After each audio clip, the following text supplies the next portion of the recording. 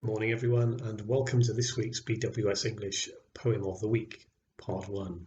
Oh, yes, it's a two-hander this week, folks, and to kick off, we have a poem from one of our very own. Richard, in Year 9, was a finalist in the Words of Unity poetry competition, and his godmother also put his poem to music. So what follows is a presentation of what I think is a really heartwarming poem from Richard. Thanks very much for passing that our way, and enjoy.